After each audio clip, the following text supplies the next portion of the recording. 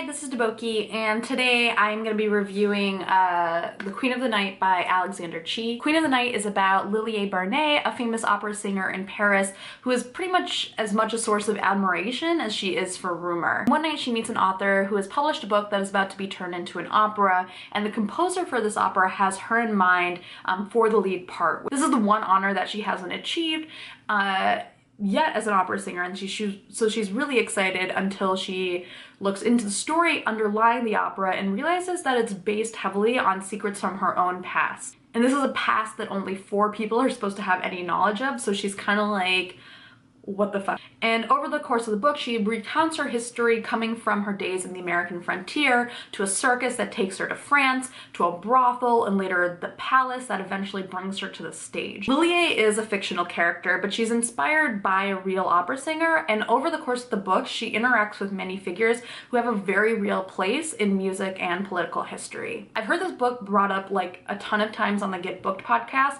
and I kind of wavered on whether or not I was going to really be interested in it, because I was like, I don't really care about opera, I'm not really sure what's in it for me, but I finally gave in when I saw it up on the NPR 2016 Book Concierge site, and I was like, well, might as well check it out from the library and see what it's all about. So this book instantly reminded me of one of my favorite series that I never shut up about, which is Kushil's Dart by Jacqueline Carey.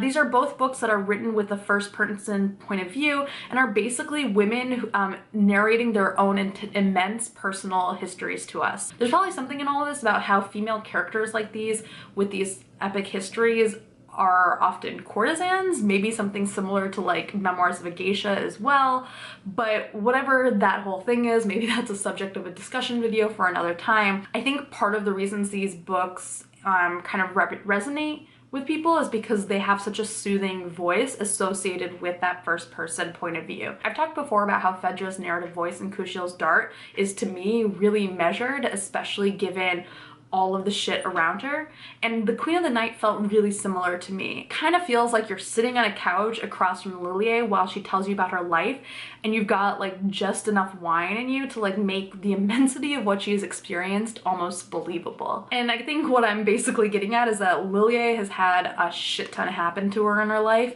and what I really enjoyed was how vividly she was able to paint the picture of all of the different settings she's inhabited. When she talks about her life in the American frontier, it's a long way away from the European kind of both downscale and upscale lives that she's lived, you know, whether she's in a brothel or she's working for the Empress of France.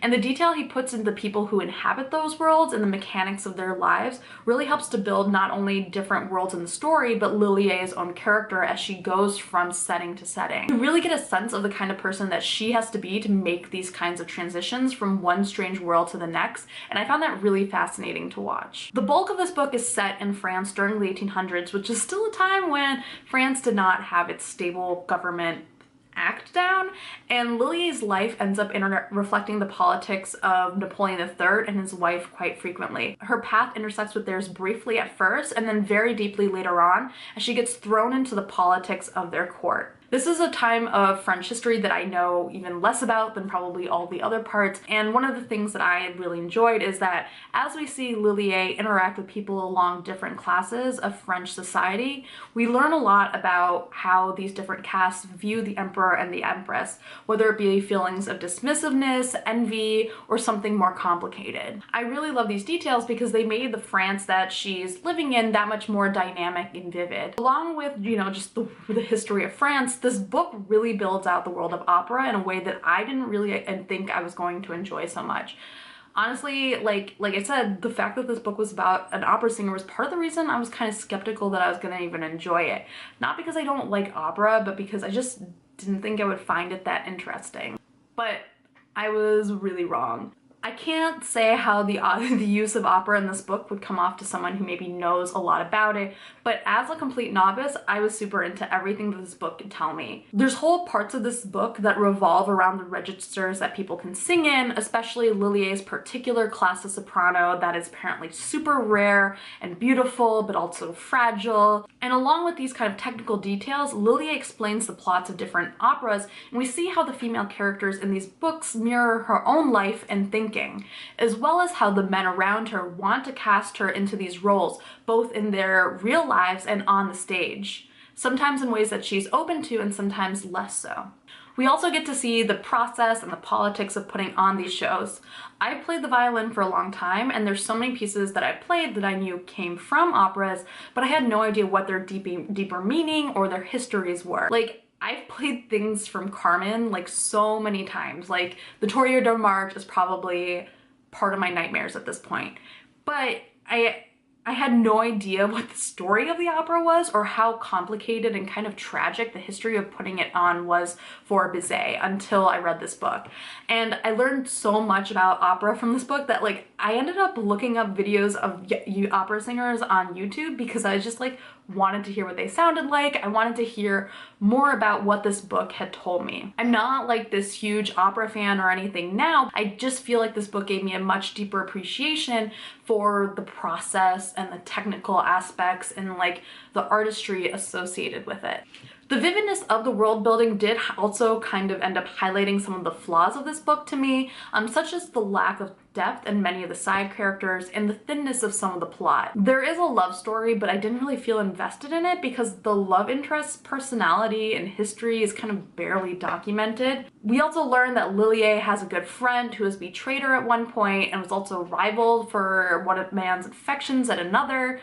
But both of these kind of get sort of built up and hinted at and foreshadowed, but then when they actually kind of happen, you're kind of like, that's it? Like, it's not really that big of a deal. It's sort of strange and anticlimactic, and I don't think that was deliberate, but I don't know. There's also a lot of coincidences that kind of just keep sustaining Lillier, and that sort of just weakened the plot a little bit to me.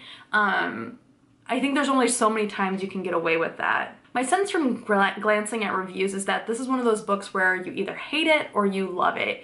And I'm sure some of that is because it does have a lot of hype around it, and also because it's kind of strange about its plot, but it's also just pretty stylized. Chee is one of those authors who does not use quotation marks around dialogue, and I do think that plays into sort of interesting ideas about voice in this book, but it's also the kind of thing that can be just frustrating to read. Overall, I'm actually really surprised by how much I like this book, which I know sounds like a backhanded compliment, but whatever. But there are a few reasons for this. One is just really my own internal bias, which is that I don't really read that much literary fiction by men, in part because the portrayal in many of the books that I have read have just been not for me. And for a book that is a first-person point of view and a female protagonist, I admit that I was skeptical, but it was really well done, and it's always good to have one of your biases contradicted. Another thing is just that this book is more character-driven than plot-driven, and while there are threads that kind of carry you through the whole book, it really is just kind of centrally about Lillier and her own character. And I am one of those people who reads books more for plot than character. Character-driven books like Mrs. Dalloway don't really do it for me, but I think the overarching mystery about how these different parts of Lillier's life come together really kept me engaged. And yet, I also kind of feel like I could have easily read a version of this book without that because, like I said, the plot was fairly weak to begin with, and I was just really drawn in by wanting to know everything that had happened to Lillier. So overall, I really, really love this book. It had beautiful writing. It really built out a very vivid world and history of both France and opera and this character. So I would highly recommend it if any of those things sound appealing to you. So thank you for watching, and yeah, bye.